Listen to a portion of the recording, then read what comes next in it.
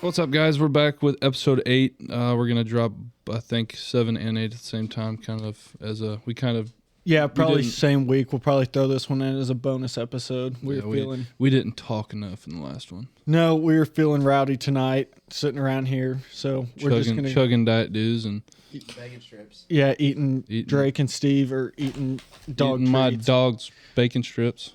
So we're gonna go ahead and just drop 2 of them in the same week, I think. And I think we're going to get into some controversial topics. Yep.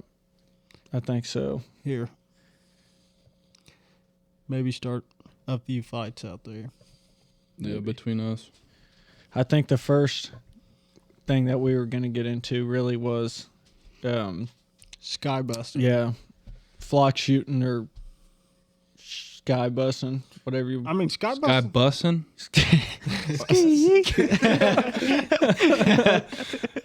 Sky busting's always a pretty big thing, though, because Grandpa always said back in the day, whenever they didn't have all your local geese, you were only allowed, you could only bring 5 shells.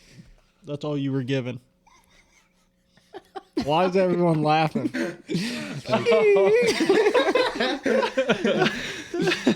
Sorry, we're over here sky busting. Shout out Trippy Red. Okay, continue. So, what I was saying was, back in the day, Grandpa was big into waterfowl, and they didn't have the honk.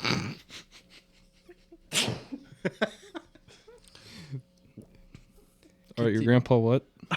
Oh, my God. Oh, my God. Okay, guys. Reel it in here. Take a deep breath. Let's get through this. Oh, my God. Namaste. Okay? Oh, my goodness. Oh, my. Be good if you want another dog treat. Man, I'm really out here begging for one of these strips. Don't get sexual on us, dude. All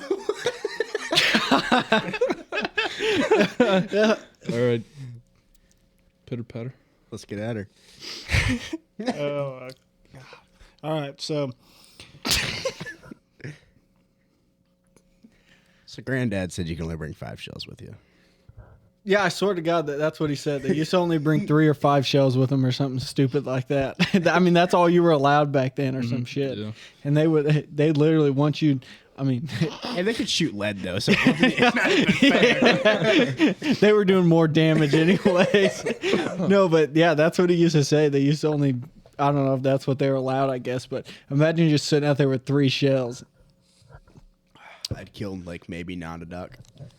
I'd kill a couple kids. No, dude, they used to also, when it was cold as shit outside, they used to bring, a fucking 5th of whiskey with them. And he said that's what oh, yeah, here, this will keep you warm. And they'd get out fucking slosh out there shooting lead at ducks. I was hunting a public spot earlier this year, and I found a handle of Tito's right outside, so I think... Was that at Hobo Beach? It was at Hobo Beach, yeah. I found a handle of Latinos? Yes. Well, I mean, we were definitely not cold after the hunt, but... We should probably restart. I was gonna say, why? This is going good. No, this one's not going to end up well. Why not? We're starting with talking about bringing a handle of whiskey to a hunt to keep it So warm. what? It's life. And Latinos, and you all laugh for the first 6 minutes. So, back when Grandpa and them used to hunt all the time, I think your limit was, you said 10 shells. Yeah. And that was kind of, I guess, to keep from sky busting, or you had to pick your shot. Yeah. And then, like Drake said, there was a point system. I mean, I didn't. So, yeah, they used to have, from my understanding, they used to have, a point system from, waterfowl hunting. So you had, your 100 points you're allotted daily. So, a hen mallard was 90 or whatever, and, your pintails and stuff were, 65 or something. So if you ended up going out there and, you shot a hen mallard, you were pretty much done for the day unless, a point, a duck that came in with, 10 points or something. I think you could, the way it's always been explained to me is you could kind of go over, but you could only go over in a certain way. So if you shot a hen mallard, say a gadwall was worth 15 or something, you could shoot a gadwall that came in and you were done for the day.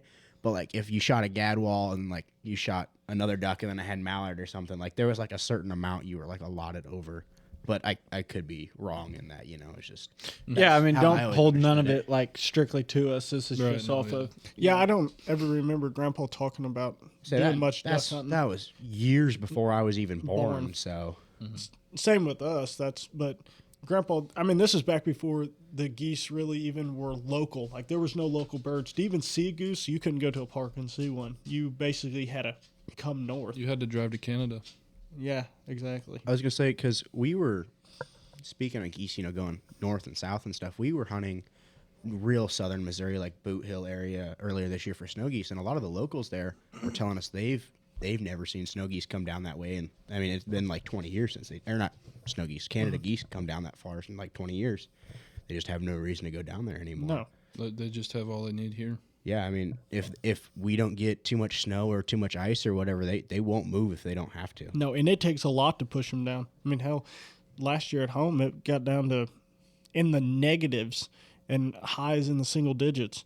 And they just bundled up on the lake and kept a hole open, and it seemed like they didn't. Now, I know it pushed some south, but it's still, there were some stubborn birds out there that weren't leaving. Yeah, if they could keep that ice, or if they can keep that pond open or whatever, and they can still access the corn underneath that snow, they'll stay here.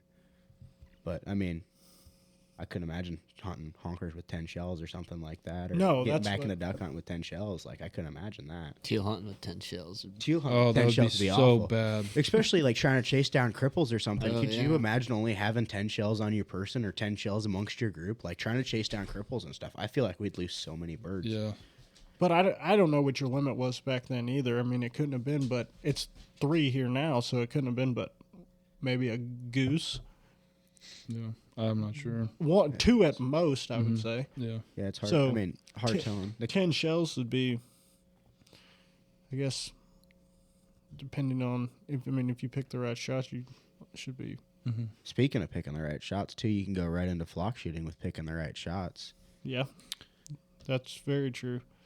Yeah, I mean, like I said, us just getting into waterfowl here the past couple of years. I mean, really, if we didn't have someone that kind of guided us along the way or didn't ask questions, I mean, I feel like as a new person, if you were, say you were just watching YouTube videos or something, and you were, trying to figure out what the hell kind of shells to get, I mean, it could be pretty tough to figure out, or to even get the right shell, I feel like sometimes. I feel like with flock shooting, it's a big thing is, people see the more the better, or it's exciting, especially just getting into waterfowl. You look at a flock of, say, even 100 birds over you versus 5 to 10. It's exciting. It's like, oh, we're gonna shoot into this wad, but in reality, it's probably not the smartest Yeah.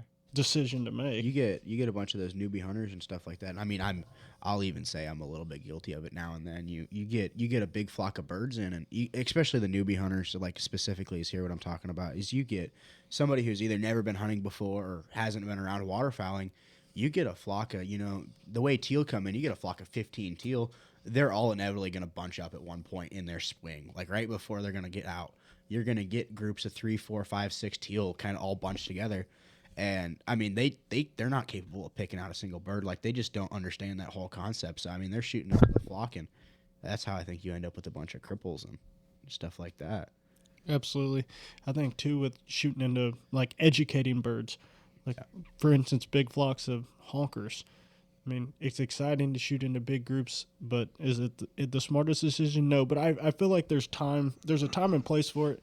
I mean, if you're on a big hunt and you got 50, 100 coming in, but you're hunting 10 plus guys, that could be one thing. Yeah. But if you're sitting there and there's 3 to 4 of you, definitely probably not the smartest decision. No, and I think it depends too, completely on where you're hunting. So like a lot of the birds we're hunting here, they'll migrate down, and we'll have these birds almost all year long. Or we're getting birds that hop around from different ponds and stuff, or different feeds. And so I mean, if you're educating 50 to 60 birds at one time, you could be like educating the birds that you're going to be hunting in a week or two.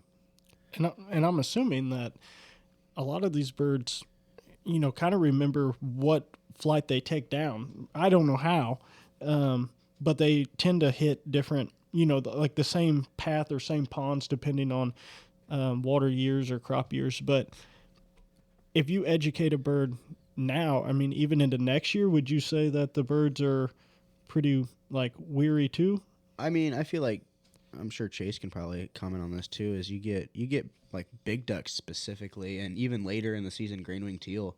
Like I had a lot of big ducks this year on the lake that I hunt. The lake I hunt was getting an unnormal amount of pressure, and it seemed like every single bird on that lake just knew that I was not a duck.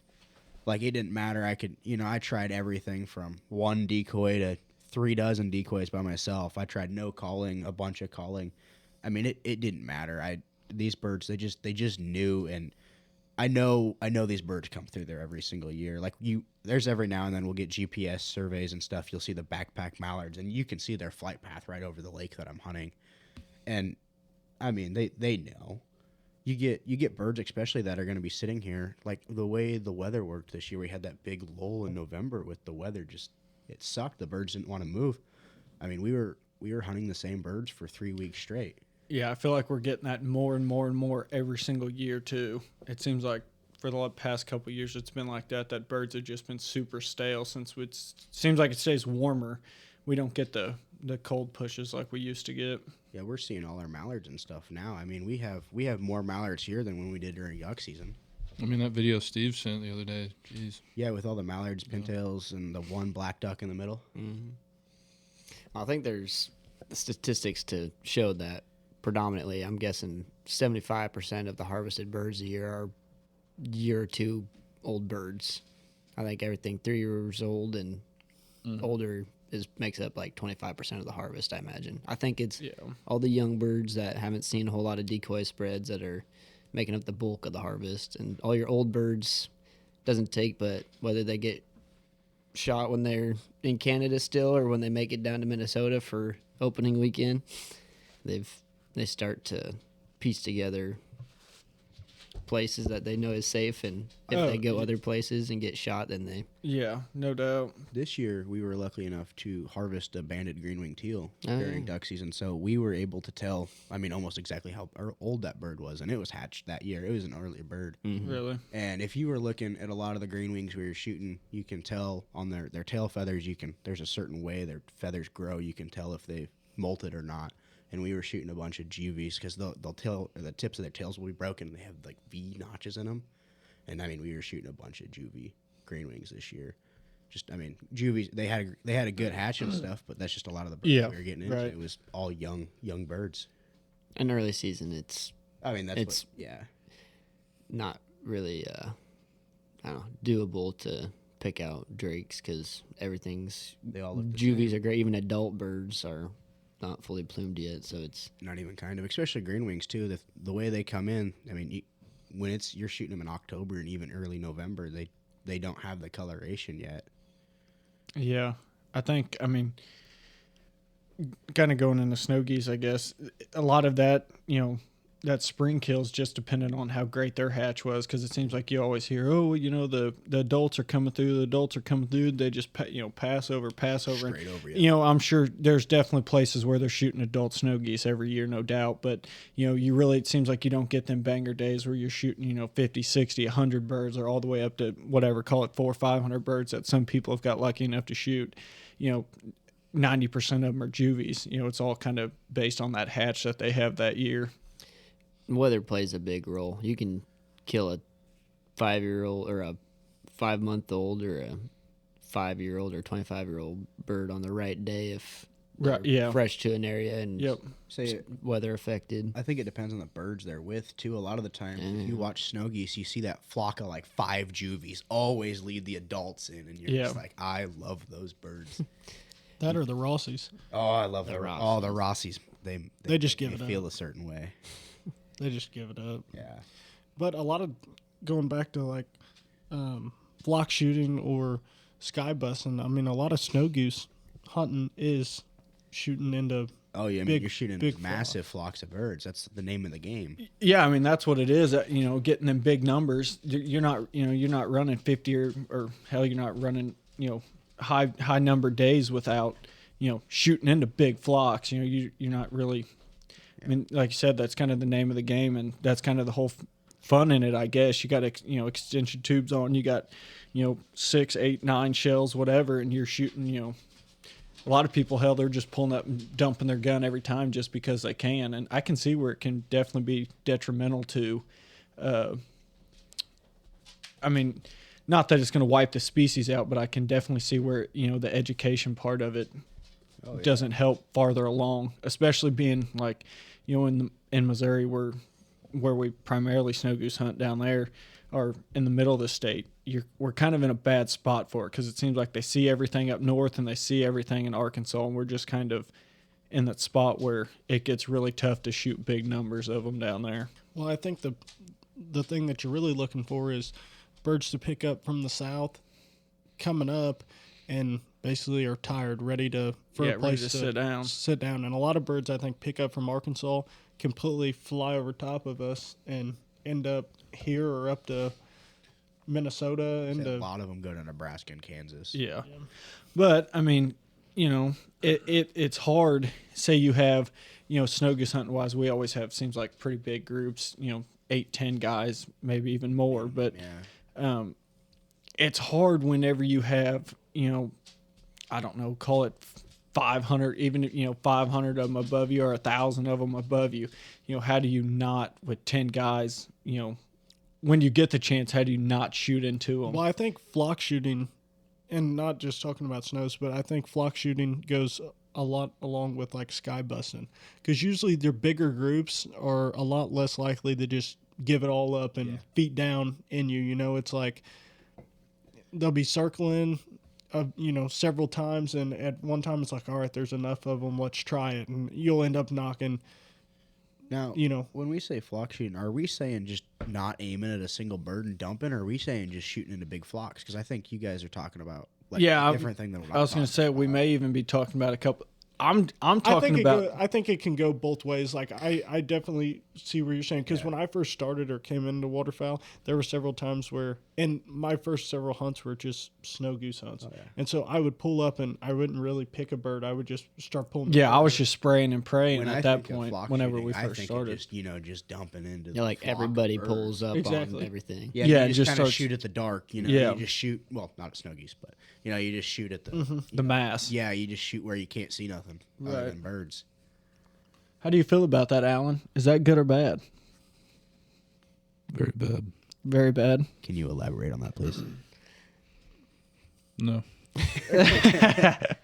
No, like I said, a lot of that stuff you can persuade me either way, or I can see both sides of it. I mean, there's definitely times, like I said, where you're sitting there laying in white or whatever the circumstances are, and you do get them big groups that come in, or even a couple that come in, and you're not, you're just spraying, you're just opening up just to hopefully kill them all. But well, I think snow goose is kind of an exception to basically flock shooting, because that's kind of the whole goal behind, or the reason they have the conservation order, right? And the reason a lot of people really are in it, but more or less, like say ducks and honkers, shooting into big groups. Like I said, if you're sitting there and you're shooting into a group of 100 and you're hunting 10 plus guys, there's a good chance you're going to dump a lot of birds. Yeah, no doubt.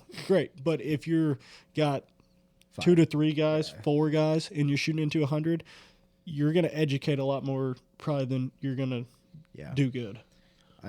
I saw somebody recently had posted a video of, it looked like some guys up in early season hunt in North Dakota, and I mean, it was a flock of like 200-300 mallards just finishing in a field, and there was like 3 guys stood up out of an A-frame and just, gave it to them, but 3 guys, 3 shells, max they're killing, 9 ducks, say one of them doubles, you get 10, you shot a 10th of that flock, that other 90% of that flock. Yeah, it's educated. They are like, well, that's a little bit suspicious. Yeah, I can see that definitely not being a good thing. And especially in North Dakota, they're the top of our flyway. Those ducks see that, they come here, they're already weary, then they hit Missouri, and they're like already getting more suspicious, and they hit Arkansas, and they're just like, well, I'm not playing. Just makes people in the southern part of the flyway that much more adaptive. You can tell Arkansas guys have a lot more tips and tricks, and yeah, they have so many more tricks up their sleeve. Yeah, I was going to say they don't get near the dump. It almost has to get to a point where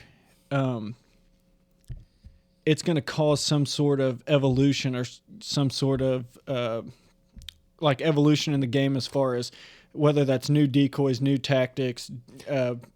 Obviously you can only innovate so much, it seems like, but it seems like every year it's like, oh, they come up with, the next big thing, and I feel like it almost takes birds being educated for people to keep evolving the industry to get to where, They always say those Arkansas hunters are some of the best hunters in our flyway. Yeah, in Louisiana. Yeah, I mean, you get into those if mallards, end up in Louisiana and stuff, but you get into those, and I think a lot of people take those Arkansas timber hunts for granted because they think almost the same thing like North Dakota, like barley fields. They're like, oh, they're just gonna be there, and I don't think they realize, the amount of like time that it goes into some of those hunts and stuff like that. Like, because those guys, I mean, you always see the videos on TikTok and stuff where the guys just run into the holes. But I mean, they've been scouting them holes for forever, and they have all the decoys, and they got their jerk rigs, and they got 10 guys that, I mean, could outcall any single one of us at this table. Like, I mean, those guys, they That can wouldn't call. take much.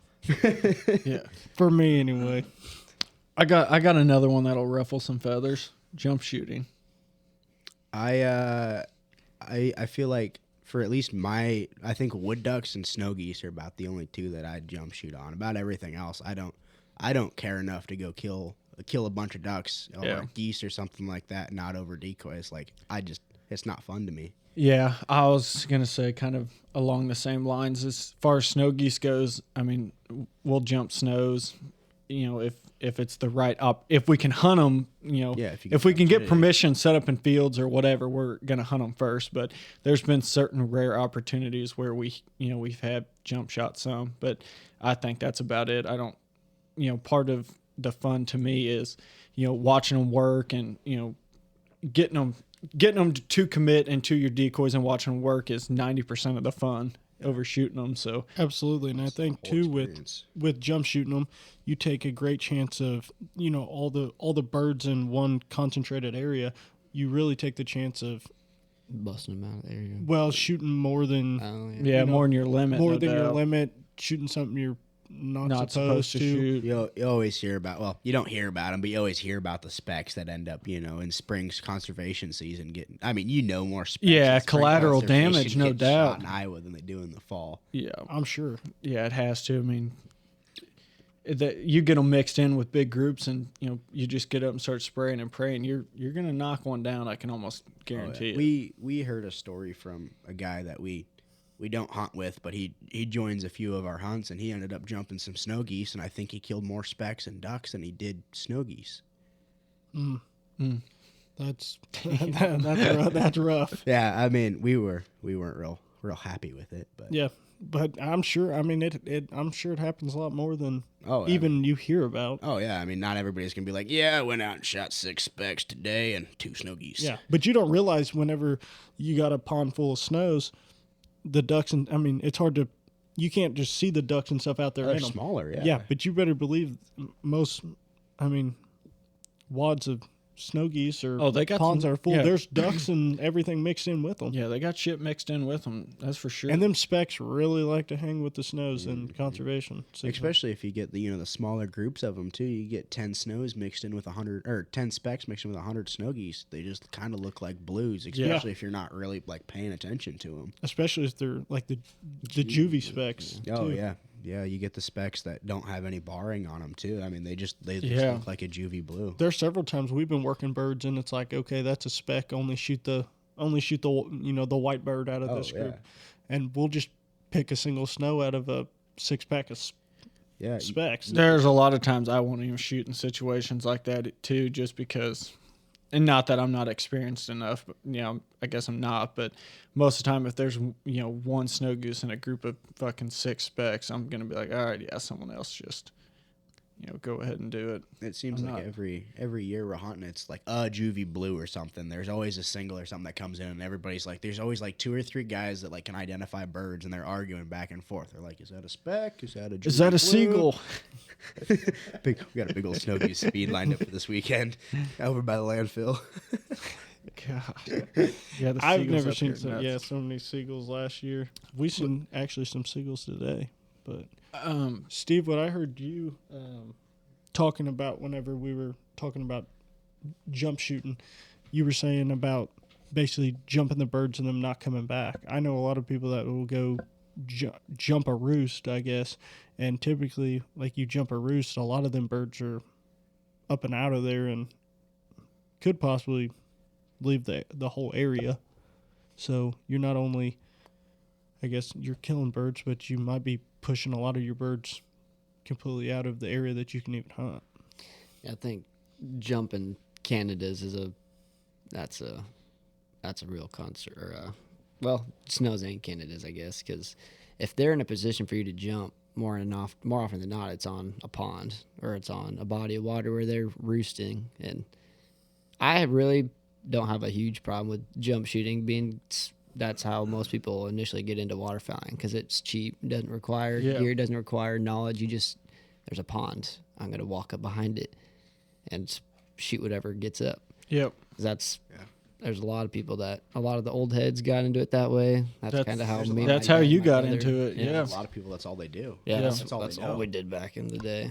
Yeah. For our first couple seasons, and then we kind of figured out that you can decoy them in, but it has its moments where it's not bad. But I can definitely see where with Canadas and snows where you're busting, you might bust them off, or you might shoot birds that day, jump shooting them, but You're not getting them back. yeah, there's I guess it's to each person's own, but there's the better way. I don't know. In my opinion, if I had to kind of throw my opinion on the line for controversy's sake, I think hunting where, like, if roosted birds, don't mess with them. Just try and find where they're feeding, or if they're loafing somewhere else, get on that so you can get 2, 3, 4 hunts off of them instead of just one jump shoot. Yeah. You get a lot of the old timers too that talk about, don't hunt the roost for ducks. Yeah, Because you got to be careful too. A lot of the areas we're hunting here, you're hunting. I mean, either right next to where they're roosting or in the same location they're roosting. So that's something I like about Missouri. I think I like that aspect of how you guys can't hunt past one in a lot of places on public, to let those birds rest up and get comfortable and actually roost. Yeah, that's give them smart. some time to hang out And make sure they can get out and eat and But not be stressed out and worried Exactly. about shit. kind of gives them a almost make it wonder if that's why some of our ducks move through here. Yeah, I know for a fact. Especially with the water being so low this year. I know for a fact there's a lot of people I don't blame people for wanting to get out after work and going for a while, but it kicks our birds out real quick. We can't really hold them. I think in the last podcast I had said something about this one lake I hunted being completely stale because there's people on it every single day, and I'd go after work to try to scout, and there'd be hundreds of ducks, and they just all fly over the guys. They didn't care. Obviously you got your guys trying to sky bus them and stuff, but that's just, they didn't care. They knew, and they weren't there very long. They got out because it wasn't safe. They had nowhere to stay. I'd have to look at some of the studies. I haven't looked much into it, but it's probably amazing how much the ducks, geese, whatever, how much they remember, like the refuges or the safe havens where they're, that can't be shot. You see it time and time again, whether it's public parks or, out in the country, like where we were looking at today, where the guy just won't let anybody hunt. It's got a big lake. All the birds pile up on it. They know they're safe there. Yeah. So it would, I'm sure they have all the studies out there with banding and the geo trackers on them and stuff of, if they hit the same refuge every year, if they bounce from this one to this one to this one, whatever, to where they know them safe spaces are. And that's why there's so many in Des Moines. Also, that's why they banned a bunch of Des Moines birds. They want to see where the heck if they leave, if they are shooting them, hopefully, or in Minnesota, if they're migrating, getting pushed down south somewhere, they want to see where the heck these Des Moines birds are going, or if they're all just around Des Moines. But I know that's a lot of big cities and stuff have, like Chicago has a program like that. I'm sure Kansas City. I was going to say, even Jeff around us, they banned a lot of them birds, and it's no secret. You drive down 54, like you're headed across a bridge, and you see the big lake off to the left, and there's always geese on it. They've been on that lake since we were kids. I think Nick gets most of them. Yeah, Nick does his work. Yeah, good luck getting permission on that's locked down. Yeah, Nick.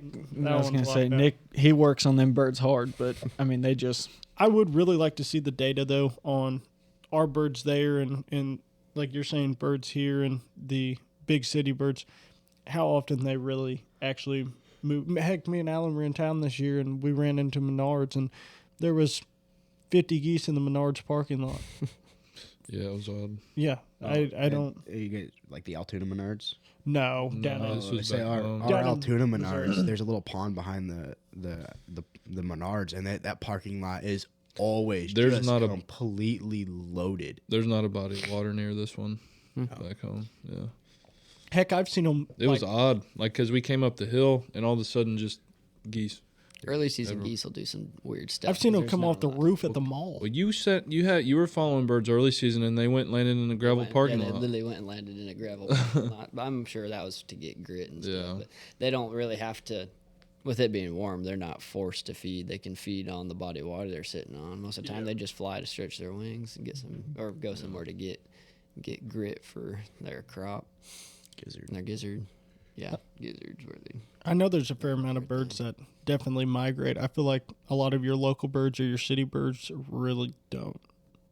No, but it's those city birds. The migrators will come and they'll just go do. Well, those local birds, you might get one good hunt out of them early, and then they'll get wise, and they will. I think a lot of birds are evolving to the point where they're not landing where other birds are landing. They will go off by themselves, because you'll get a lot of the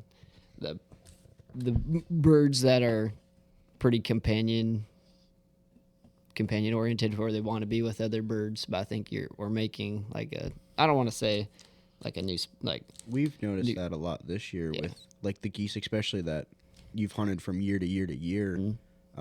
Specifically, the one pod of geese I'm talking about, you know, which ones that we've hunted those geese 2 or 3 different times, Steve and I, over the years, and they'll always like the decoys or something, but they'll go lay down in the middle of the field. I mean, you're hunting the same birds from year to year, and you're getting new birds, hatch birds, and migrators and stuff that come in, but they know. Yeah, no, that's. It seems like it. Like I said, it's like the industry just keeps evolving as kind of the birds do with the new stuff they come out with every year, and I feel like part of that comes with kind of where hunters are at, kind of in there's like a cycle of how hunters go about stuff. When you start, you kind of just want to shoot anything, and then you kind of get a little older and you want to go just to fill limits, and then you get a little older and you start appreciating the hunt more, whether it's you're decoying more birds or you're trying it without this or without that, and it's kind of that full circle, same as whitetail hunting. You go from shooting whatever to growing that bigger, you're climbing the ladder. But it's kind of weird. I don't know with not that hunting's a dying sport by no means. I guess it seems like we have more and more people every day into it, more and more land locked down, even though they say hunter numbers are going down. So it's just kind of weird, everything, how it ties together with it. And to get into another controversy, you can use that as a segue into pay to play and guiding. Yeah, that's one thing too. Like I said, I can be persuaded back and forth on a lot of things, but personally, we've hired guides. We've guided in our hired guides in Kansas pheasant hunting almost every year. That's just something that my uncle set up, and we've just gone and kind of enjoyed with him. But there's a lot of aspects to it that I don't like. The amount of money they throw around to lease property and tie stuff down. It really holds your new hunters or other people away from hunting some of the stuff that probably wouldn't be tied down if someone wouldn't go throw a couple grand in somebody's face to hunt their field or something. Well, I think a lot of it too is, young guys like us, even, I don't necessarily have the money to go throw at a landowner to hunt birds. And it's not necessarily like whitetails or, turkeys. You can pretty well hunt any place and find birds. You're going scouting, you're finding the birds. And when you do, trying to get permission is kind of a dying a dying thing. I feel like you can still find a lot of permission, but a lot of it's coming down to like money oriented. I feel like There's a couple things affecting permission. Yeah, when we were hunting southern Missouri, we heard a lot of guides were down there and stuff, but I think one of the biggest things that's hurting permission is, guides and money, but people are respecting landowners. Yeah. No doubt. I think that's the number. That would probably top everything. I was going to say, I don't know how many times, I don't know how many times, in the past, recent, and, up to hell, even, weekly about asking permission. And yeah, you get that. I'm going to say 9 times out of 10. Well, I let so-and-so come in here and they left trash, or I left so-and-so in here. They rutted up my field, destroyed this and that. If everyone would just respect what everyone else had, it wouldn't be that hard. Like, I don't understand how, we always, when we ask permission, like tonight on that field you got permission on, we literally drove back to their house after we left to make sure, one, could we take the 4-wheeler in? Where would you like us to park? About noise, like we cover everything that way. Whenever we go in somewhere, that landowner has no reason to be pissed whenever we leave, and it makes a good impression on them. So whether we get permission on it again or someone else comes by and gets permission on it, it just gives everybody, hunters as a whole, a good rap. That, and I think it only takes one One group to ruin it for everyone. And after that, it's hard to dig out of that hole. Yeah, you're not kidding. Oh, you you beg and almost plead can't. on It's it. almost impossible once you kind of No, other than that, like they ruin offer the a bunch of money. that respect. I Even think that. one of the biggest things is complete transparency with landowners and stuff. You hear of a lot of guys, or you see guys and stuff that ask for permission and they just instantly assume they can drive their trucks out there, Yep. or they can bring 35 people, or they just Or another thing, they just assume they had permission on it this year, so I can go back and hunt it next year, and they don't reinsure that. Hey, would you mind? If I could hunt it again, and you run into the people that, oh, my buddy has permission on this, so I'm just gonna go hunt it. Yep. That's a big one that I know Steve's run into a couple times personally. That Really? he's got permission on something, and one of his buddies is like, well, we have permission on this. No, I mean, like I said, I think even just going above and beyond with landowners to us is probably the biggest thing. Like I was saying, we drove back and covered all our bases on that, but we've had before, even after season, like turkey permission. Season will get over, and it's only a 3-week season there in Missouri. So, after 3 weeks, we'll bring in and give the husband and wife, or husband, whatever, a gift card to go out to eat. Here, thanks for letting us hunt this year. $50. Go out and have a nice dinner. That's it. And One of the biggest things we ever try to offer is, if they ever want to come with us, or if they ever want goose or something like that, or if we make a bunch of sausage or something, just trying to give back to them and kind of really show why we're doing it. yeah, I think that's a big thing too. Even besides waterfowl, like deer, a lot of people, would you like part of the deer, Yeah. or offering different things is definitely. well, helps yeah, a I mean, lot. some of it's even just as simple as, could I help you around, whether it's an older couple or, whatever it is, could I help you around the house? Do you need a couple bushes trimmed or a couple limbs cut up? I mean, sometimes it's just a couple easy things that need to be done to, hold permission on, honestly, some of the best spots. And I know you can't always control everything. Like me and Nick went on a hunt last week, and the ground was pretty soft. We didn't drive on the guy's field at all. It was kind of this old road that went in that they brought their like tractors and combines and stuff in to pick the field, and we kind of had drove down it and set up. Well, the field had thawed, or the road had thawed and was pretty muddy, and we didn't really rut it up. But on our way out, we kind of got his trailer slid off the road, and we ended up rutting it up a little bit, getting it out and stuff.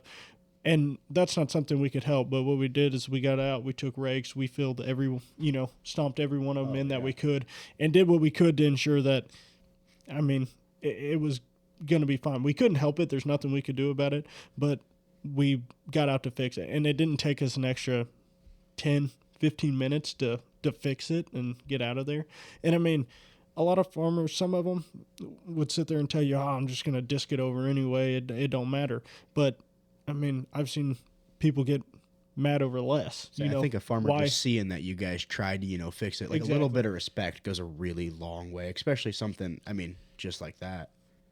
Yeah, absolutely. That's kind of the whole thing. And even if the farmer didn't care, I think out of respect that getting out and doing it, or if you're out there and you're setting up and you come across a piece of trash or something, Oh yeah, picking it up. like they say, always leave the area cleaner than when you started. It's not that hard. And most of the time, you're not alone. You know, we were hunting 5 to usually even 3 to 10 guys. You know, it doesn't take that long like the ruts that we made the other weekend. Oh yeah, 4 or 5 of us get out. We can have it all fixed and clean back up fairly smooth in That's 5 to 10 minutes. one thing that I think gets overlooked a lot, and I would say I'm pretty guilty of being pretty bad about it. But I know we did really good when we were hunting snow geese and stuff down in those the cotton fields. Is especially if you're hunting with like 5-6 guys, doing a quick little wad walk. Oh And yeah. picking up a bunch of wads. I don't think people really realize or like think about wads because I mean you're shooting them. They're 45 yards out in your spread. You don't think about them. We hunted snow geese down in southern Missouri, and we ended up filling a 5-gallon bucket full of wads. And I mean, Really? I couldn't tell you how many we left in that field. Just we missed them. That- you couldn't some of get- them are yeah. clear plastic, some of them are blue. But like I've seen a couple people on like social media and something post about it, but I think that's one thing that nobody thinks about is just going out and The picking up shells, wads. yeah. I mean, shells, you don't really think of the wads. Yeah, I mean, Yeah. you're shooting them. Why? I mean, like that's just something that could just slip Right. your mind so easily. Yeah, my brother and I do a pretty good job, even when we're duck hunting, making a sweep to. So you and Dylan are really good about it. That's just something I've just never thought about. And that one day we picked up them all during snow goose season, and I was like, it just completely like opened my eyes to it. I was like, I did not realize like the potential for the trash that we're leaving in somebody's field is all these wads. Yeah, I never even thought about that. Never That's thought of such the a good wads point, either. though. I mean, we always pick up our shells. Oh yeah, pick up shells, donut wrappers, whatever. But just wads. I've hunted spots though. One of them was this year whenever we were teal hunting. We were in there and it seemed like there was just shells everywhere, and you could tell, well, someone obviously had hunted in here recently. That spot I sent you guys dove hunting. I've seen that spot before. I've walked out there and there's been actual like empty boxes of shells. Like there's boxes and they've picked up all their empty shells and just left them in the boxes out there. And there's like 4 or 5 boxes just sitting there. Honestly, I think we might have picked a few up or like. Oh yeah, I Tons seem of like them I up always this year walk in out of there fall. with like a Shields bag or something, full of empty shells out of And the it's not that place. hard. You packed them out there. Yeah, they're It's not lighter that- now. Yeah. Pack them back out. It's really not that hard. And I mean, I get you always miss 1 or 2 of them, or they get stomped in the mud or they sink in the water. But that's 1 or 2 shells. You're not out here leaving a box or 2. No, I mean, you're never going to be perfect, but No, you can always try your best. leaving a few's better than littering the complete ground. Yeah, but I guess we'll get back to guiding. Like I said, we went off on a little side tangent, but we've hired guides before, and there's definitely ups and downs to it, no doubt. But I don't know. I know Steve and I are on complete opposite sides of this. Really? Like complete opposite sides. Steve hates the idea of guiding. He had to take a quick bathroom break. That's why I'm talking about him. But no, he hates guiding. He's all, I'm gonna shoot every single bird, no guide, everything, blah blah blah blah. And you can respect it. Like that's pure respect. But there's some birds that I've just kind of accepted that I'm not going to be able to shoot without a guide. Yeah, without a guide, no doubt. And I mean, I'm not wanting to go out here and hire a guide for bangers. I have a real bad problem with collection. Like I want all of them. So I Like would the Arizona tea. with the Arizona tees. Yeah. But like I wanna hire a guide, to go out in Massachusetts and shoot a common eider. Just I don't want to go out and shoot, a full like 6-man limit of them. You just It'd be wanna shoot, cool, yeah. but I want to shoot, 1 or 2 really nice drakes, and then at that point I'd go try it for myself. Yep. And then, like you said, those trips, like say you didn't do a guide and it took you 3 trips, those trips are expensive. Yeah, I went out to New York. This is true. Yeah, I went out to New York, and I mean that trip just alone for myself cost me like $1,500 in gas and shells and hunting licenses and everything I had to cover for that. Yeah. I mean, you might as well make it all worth it. Alan had a good point on some of it. If it takes you 3 trips to go out there, by the time you figure it out and be successful yourself on a completely new area and nothing you know anything about, I mean, you got more money in than if you just went out there and paid a guide. One of the big things we were talking about the other day specifically were sandhill cranes. Yeah. Hunting those in Oklahoma or Texas, it is pay to play. Like, Yeah. you're not getting on a field without paying somebody. Right. And I was looking specifically at like SX decoys. They're $200 for 2 of them. So I mean, you're paying $1,000 for a dozen full body. What's your average sandhill crane spread like? I would think 3 dozen. 3 dozen? I mean, I couldn't tell you. Yeah, I I've mean, never- I guess from it'd what be I've covered. seen, it's close I've to heard that. sandhills can see so well that a lot of like the decoys they use are even they're just, like taxidermy sandhills. Yeah, just Oh mounts. shit. Yeah. And my uncle was down there hunting them, and he said the guy, like, you literally get in the darkest hole, like pit in the ground, and there's a hole about as big around as. Yeah, you're Really? hunting like drainage baseball. ditches out of Yeah. A-frame, so you're like completely level. Like, And the guide basically goes up to it and like looks out of it. I mean, it'd be like looking through a spotting scope, and he like puts his eye against the hole and looks out.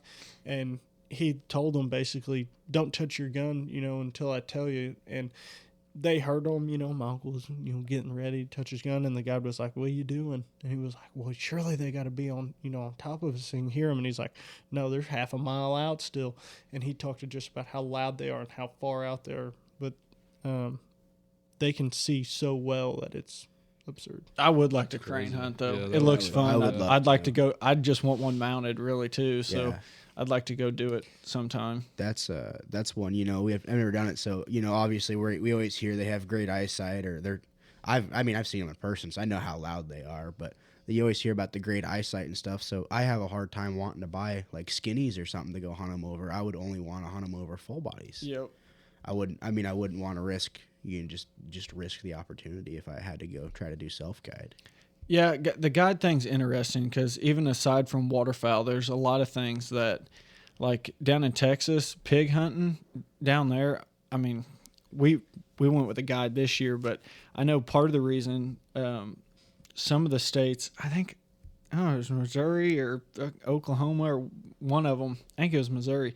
They outlawed it where you couldn't shoot. They made it illegal to shoot them because it keeps. There was guides from Texas and stuff bringing them up here, letting them go, yeah. and then they were going to turn a guide service, make a business here. That way you could start, they could make money shooting them here.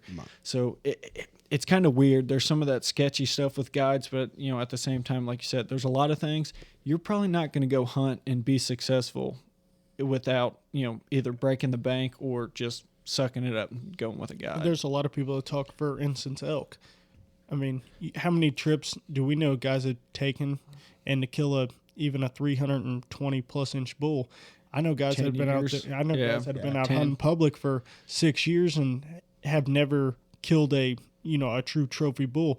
Well, you take those 6 years and all the equipment they had to buy and their tents and Fuel everything they do. points. Yeah. I mean, By the end of it, they could have probably spent 12 to 20 grand and went and killed a 300 some inch bull with a guide. I think I had $6,000 in all my bear hunting stuff for Colorado this year. Yeah. And I mean, I went out there self guided and ended up coming back with a prairie dog and a grouse. Yeah, you didn't even need a weapon. You just I used a didn't rock even- for the damn grouse. I killed the grouse with a rock. Yeah. First throw, I was reeling. Like, I was actually impressed. Yeah. Cannon. Cannon. Absolute cannon. get them in the draft. So I don't know much about sandhill cranes. Do they migrate a lot like other stuff? Or Yeah, like I how mean, does that- how does for the that most I part, think so. they I shoot. don't I know know. they shoot a lot of them in Canada and North Dakota, like early in the year.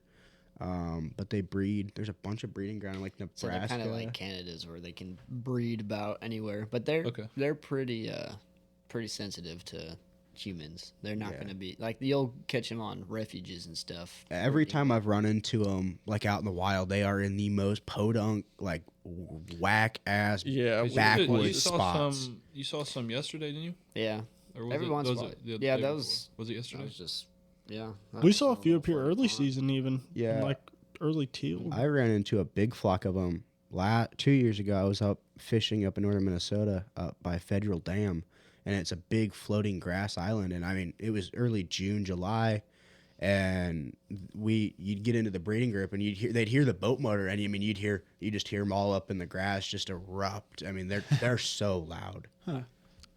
I think the sandhill cranes too, if I'm not wrong, they call them the ribeye of the sky. They're supposed to be Ribeye of the sky. unbelievable Yeah, I've Hey, tasty, but- but I've never How big is Never the eaten. meat? Like how I mean, they're fairly large birds. Right, I'd okay, assume they're pause, slightly hold up, larger than hold up. Canada's. Like how big are their breast-wise. breastises? At least double D. Oh shit. Yeah, they're weird looking birds. I don't know how big they. Yeah, They actually I would are. think they're like breast-wise, they're maybe slightly bigger than a Canada. That's hard. I've Yeah. never been that close to one. Yeah, I don't know either. I don't know, maybe lengthwise, but I don't know if they'd be as deep as Canada breast. I bet they'd be a little skinnier, but It's I still kinda have hard no telling. idea. I was thinking something like a chicken almost. maybe, I yeah, mean, maybe like yeah, a chicken sized I was breast, gonna maybe, say, maybe I like mean, a pen raised chicken. Like Yeah, I that would say one. like a battery box chicken or something like a big. Yeah. Big old butterball.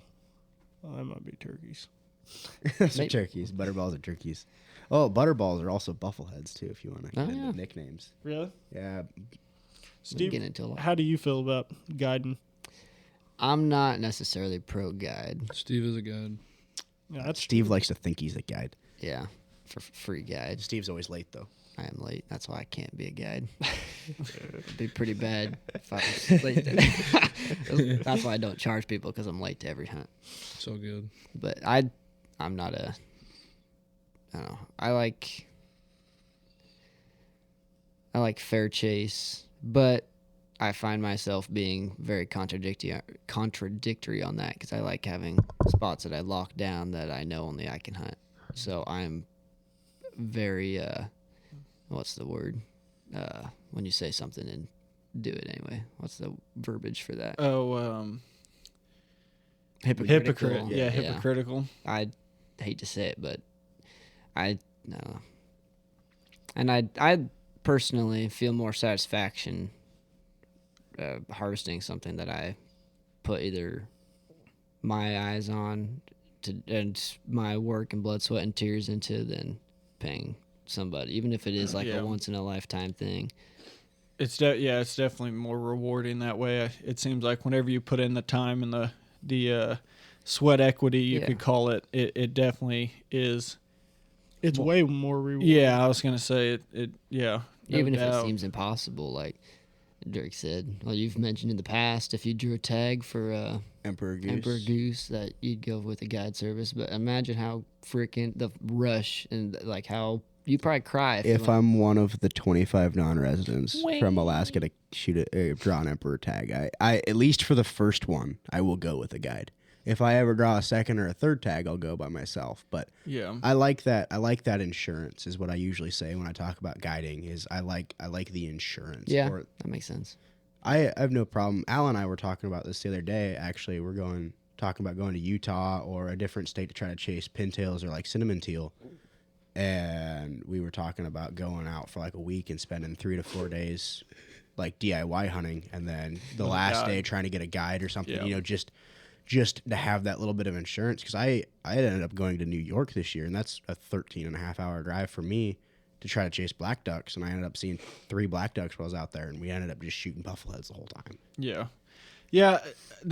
Like you were saying, the insurance part of it is an interesting thing because, most of it you're almost just paying for. Obviously, I know the guides do a lot of work as They far do. as There's no denying that. scouting and stuff, but part of that is you're almost just paying for the spot to have, whether you're hunting, one spot or multiple spots over 2 days, or if you're staying a week or whatever.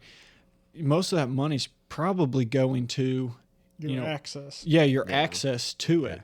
And that kind of goes back to that whole access thing of getting permission or money tying down land. But it really seems not impossible, but waterfowl, I guess, seems a little different in some areas as far as asking permission for geese and snow geese. Sometimes people are a little more apt to let you go, but whitetail hunting wise, it seems like there's not a property in Missouri or anywhere we've ever gone that's like, yep, no one hunts that, you can hunt it, or it's either leased, somebody hunts it, or you can't hunt it. Well, I feel like there's a big difference between waterfowl and even whitetails and turkeys. Right. Because a lot of times for waterfowl, like what we got lined up for tomorrow, we really got permission for basically tomorrow and Yeah, Well, one I mean, day. I got it for the year, but the odds of them using this field again, That's exactly. Yeah. But some We're not- places, but yeah. some places are only, the A guy would be one-day like, thing. well, how long are you gonna be Yeah. here? And it'd be like, as long as we can just hunt it tomorrow, and you may never go back on it the rest of the year.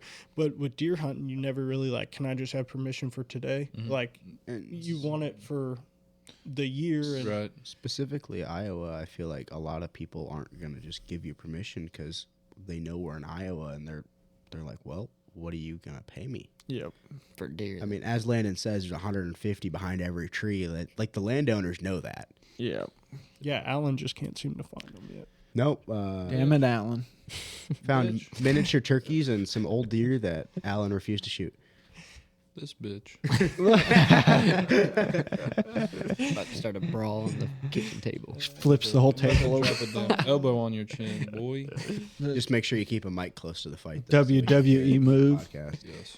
I'm with you, Drake, though, on having the insurance on the guided hunts, especially, I'm not necessarily going to pay for a duck hunt here or, honkers whenever we can basically put the work in ourselves. But as far as if something like the emperor goose or, some even elk hunting, or if Yeah. you were going to go sheep hunting in Alaska, or having that, once in a lifetime thing, I'd rather have the insurance and know and kill one once and learn a few things. And then if I go to do it again, then it would be like, well, I've already killed one.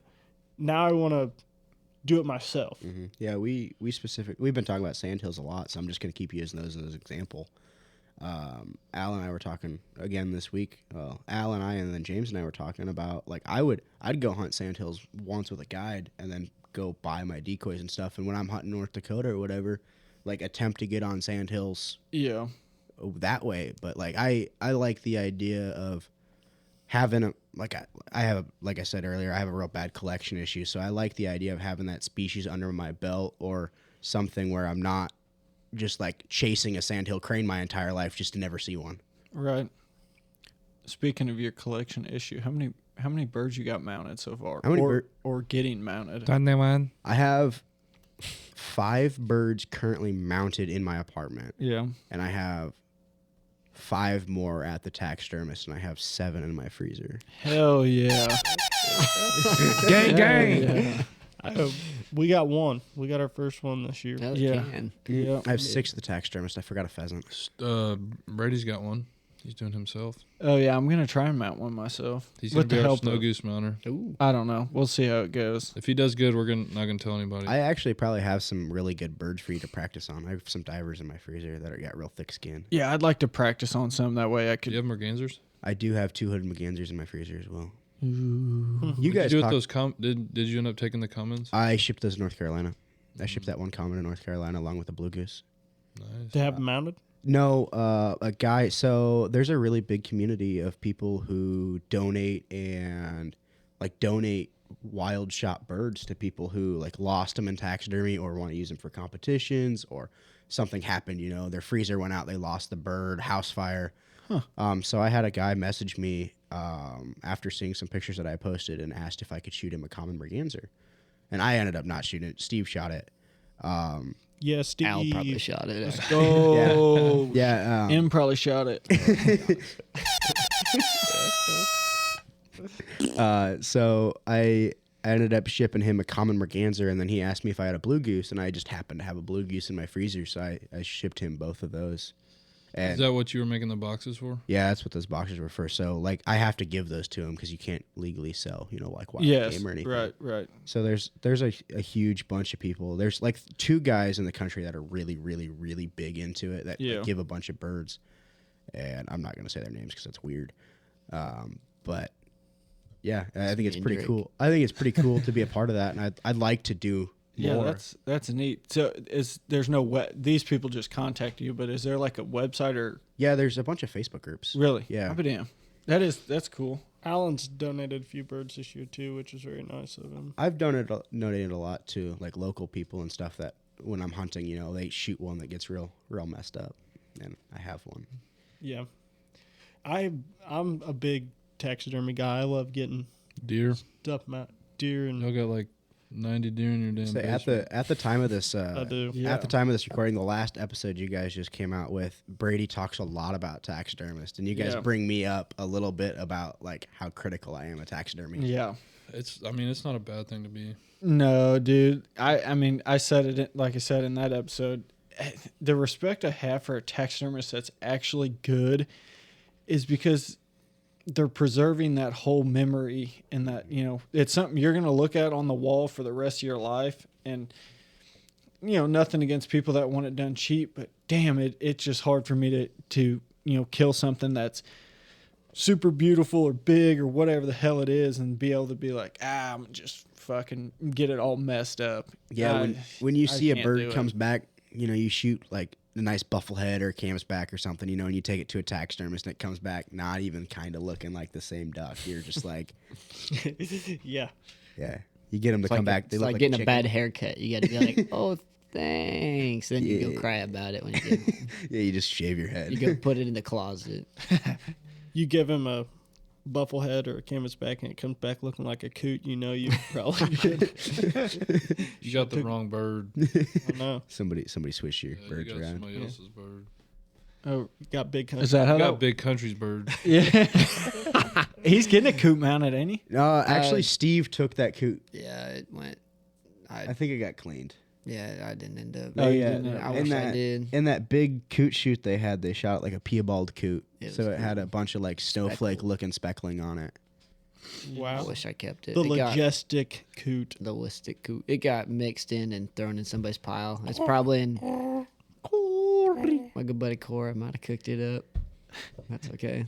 Didn't Big Country make all He coot ground, sausage? yeah, we ground up a bunch Is of it. coot He's got seven. actually even edible? No, We're making coot sticks. they're still We need gross. to We're make a gonna- restaurant where we serve straight coots. Ooh, Coot- coot, Coot's skunk, Kitchen. We go out- possum. We'll call it the carp. cooter. The cootery. I think we should incorporate Big Country into it a little bit and call it the Big Cooter. Yeah, the big coot. That's right. He could be the chef in there. I don't think know. He could be the face. I think it'd be Corey and Big Get Country yeah, in get there Corey chefing. and- I don't know that I want to Big eat Country anything Big Country has. If you Pissed. critique it, he'll call you a picky eater. He gave me That some- He man- said Chick-fil-A was booty cheek. he gave me something one time. He gave me a beaver stick. So it was a beaver stick, you know, like a snack stick made out of beaver. And it was the saltiest thing I've ever eaten. And he, to this day, considers me a picky eater because I critiqued his beaver stick. He's All I'm saying is, I thought it everything. was good I've heard to this day. I've heard beaver's good eating, It's not bad, but like this man had like 2 pounds of but salt. I've also heard he's eating like skunk and possum and anything he can run over with his truck or As- find on the road. as much shit as we give him, I will admit I respect the sheer tenacity and like just the fact that he's like, yeah, I'm gonna eat that. Oh yeah, if he kills it, he's eating it. Yeah, like he doesn't I care. I will admit, like That's I can respect that. Like if he's like, I'm killing it, I'm gonna eat it, and like I think there's a lot of people, especially trappers, and I don't not hating on trappers even a little bit. I think a lot of meat for trapping goes to waste. Yo, Yeah, And no. I mean, he's out here literally eating skunks. yeah. yeah, There was a sound effect to that. I don't Yeah, know if he's That one doesn't even deserve a sound effect. Well, yeah. Clip it. Yeah, we might have to Clip have in the him- chat. We might have to have him on to talk about that at some point because We're gonna let him graduate. And, Yeah, I think he should graduate high school first. yeah, I think he should We graduate. should just send him to college first. culinary school. Yeah. Yeah, yeah, we should do that. We should make. I'm gonna call his school on Monday and tell him to. He's done. He's going to. He's graduating. He's done. He's going to start the big cooter. We should make that. We should make that a shirt, a picture of Big Country, and just say it the big cooter. And he's like throwing, he's smearing shit in Steve's face. That's not gonna get anybody to want to eat there. Oh, never. The whole mind. goal is to make. He's got to be holding up a coot. That's gonna be his. Yeah, sorry. I feel like we could Instead of- probably take. There's like the Jokes Coot Unlimited, you know, so it's like a silhouette of a coot's head. I feel like we could probably like layer that behind Big Country's head. What'd you do with that? What? You made a glass light.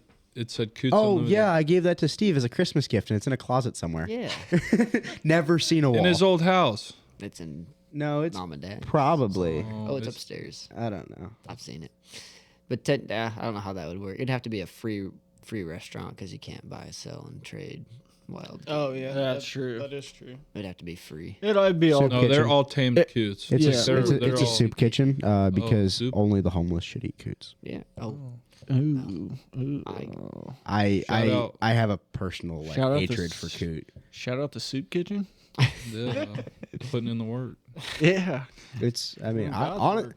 honestly I think that'd be kind of cool if you could get. There's a lot of people that talk about like snow geese and stuff specifically going to waste. I think that might be another topic we could talk about is birds and like meat Oh, yeah. going to Meat waste because we've been waste. talking I about love coots it. here. We can- eat the we shit can out raise of Smoke geese. and snow geese. Like we have such a great program in Iowa for donating deer meat. Yeah, the that's hush. Hunter, like the hush program. People who don't want their deer or shoot too many or something. We can record a third podcast tonight. we have the same thing in like it. Missouri. Yeah, I On think donating if we meat. had something for like snow geese or Canada geese, because somebody had commented on Facebook about me the other day, and they said, "I know you didn't eat it like all those birds," and like, because I had said something about our totals for the year, and they're like, "I know you're not eating all those birds," but you come to realize, and you hear some people who go out and shoot 200-300 snow geese, they're like, "Yeah, we just left them in a ditch somewhere." I know they probably wouldn't mind us saying it, but Macy and Sam, they had one of their dogs fixed, and it had a big problem with its weight. It couldn't control weight on its kibble or food, whatever the hell they were feeding it.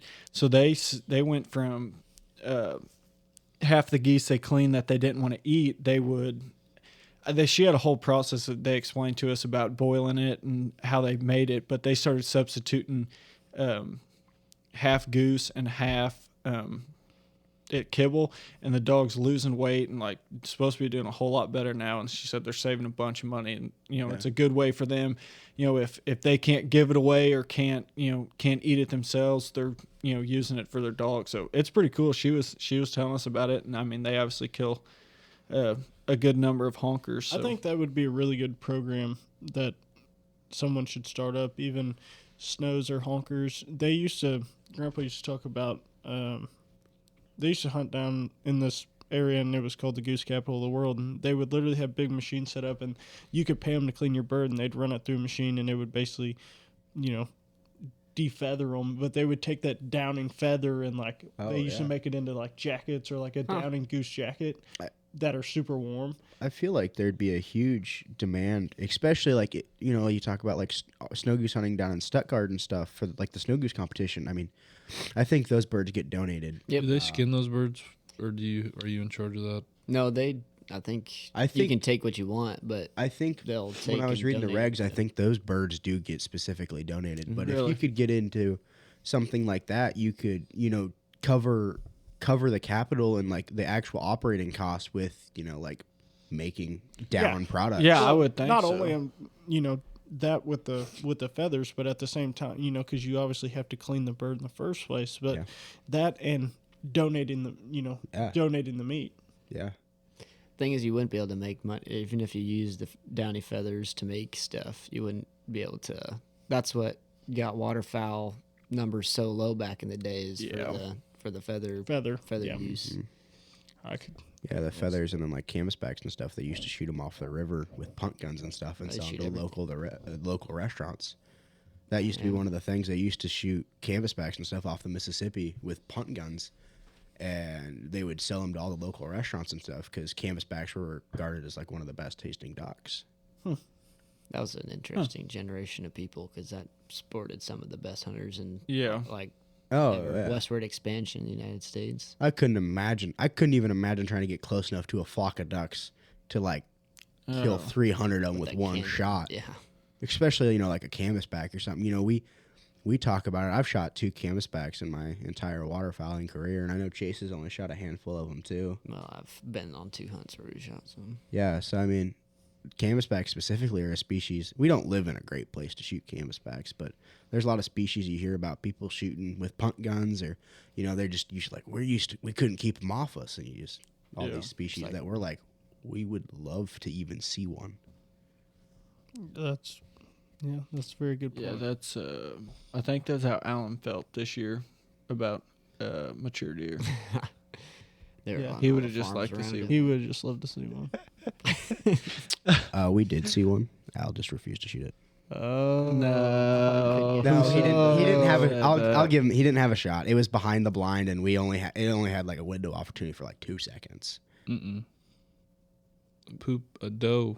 Yo, I forgot the about doe her. caught Yeah, us. we ended up having a doe like bed below us. Or She wasn't something. even bedded. I don't know. She snuck up on our ass though, and she got us good. Yeah, we had no idea she was got there, you. and Al was kind of moving was- around in the blind, and I was moving around in the blind trying to get the camera set up. Rookies. Hey man, I don't deer hunt. I'm past that. I'm just kidding. I'm Nope. selling my shit. I've That's it. elevated He's to a higher done. plane Just called rage Waterfowl. quits. I'm out. Rage quits deer hunting. Sinks the boat again. Rage quits waterfowl. Dude, I think I would sink with the boat. just ride it down. Yeah, just like a Yeah. true captain. I was sitting there wishing I sunk with the boat when we were The fun- trying to get everybody's stuff. I'm like, I just lost everybody. The funny thing would be the boat would go down and you'd be waiting for your head to go underwater and the boat would hit the bottom and your head would still be sticking in water. sticking up. If it didn't flip, that's how I would have ended up. I can't believe all the stuff we recovered from that boat. Yeah, that's pretty impressive. Pretty impressive. You know what else is impressive? What? These nuts. Ooh, got him. Oh.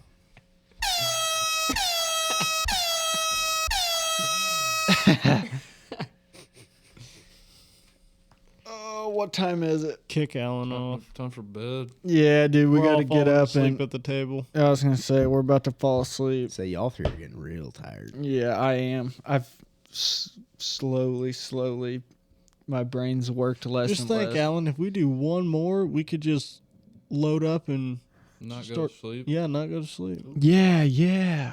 What's the next one about? I could think of something. How healthy sleep is for you. Yeah. Oof. How you need a I don't think Steve and I should be guests on that one. Yeah. Me neither. Specifically, Steve. Sleeps for. Steve, when was the last time you slept in your actual bed? I don't have a bed. Well, have I a mean, mattress on the the ground. mattress He has on a the mattress floor in on your the living floor. room. 2 weeks ago, I accidentally passed out on it. Good damn. Where have you slept that's every a, night since that's then? a man's bed. For the truck. Yeah, 3 nights this week. I slept in my truck. One night I slept in the chair in the kitchen. That's a comfy chair. What? Yeah, That big blue chair in his kitchen. that's big. Oh, yeah. okay. I It's- thought it it's was like a- these chairs right here. It's We're like sitting an in right now. office Oh. chair. Yeah, it's Like, huge. how the hell you sleep in this chair? We Yeah, got right so- now? This one don't even I have could sleep in a armrests. chair like this. We're real off topic, but Steve and I are not good. Yeah, sleep but guiding. conversation. But back to Back to guy. Back to guiding. Shoot. You guys must have talked about that when I was in the bathroom a lot. I talked a lot about it while you were in the bathroom, and then I had pretty much commented that we were on exact opposite ends of the spectrum. he was Yeah. pooping on you. I knew it. I While knew he that was pooping. I knew that was a terrible time to go to the bathroom too. Yeah, I You had, should've I had brought the mics basically in there with said, you. Yeah. I Crap my basically said pants. you're Wow. wrong. Should and, just crap my pants as a power move so that Drake's stance became mute because he couldn't talk due to the sheer. Yeah, I think we covered quite a few of Yeah. the topics and kind of gave some pros and cons to Yeah, to all of both. it. Yeah, I think in all of that rambling, we definitely covered all of the topics we wanted to, and then covered them again when we came back to them after we realized we were rambling. Yeah, no, we no doubt. definitely did. So I guess we'll go ahead and end this one here. I have a feeling like we'll probably drop this one. I'd say 7 will probably drop 2 or 3 Thursdays from now, and this one we'll probably just go ahead and drop on the Friday right after it, just as a bonus episode. But if that's what everyone decides, but I guess for now we got a solid about 3.5 hours before we need to be up. So yeah, so what are we gonna do between now and then, Alan? yeah. I'm going to go ahead and take my 2-hour car ride back home. Oh, shit, I forgot about that. He's gonna get all the way home, get gas, turn around, and come back. Oh yeah, that's true. You probably will. Mm-hmm. All right, yeah. Over and out. Yeah, we'll get you out of here. All right, fellas. Appreciate see you guys Appreciate listening. it. See ya. Peace.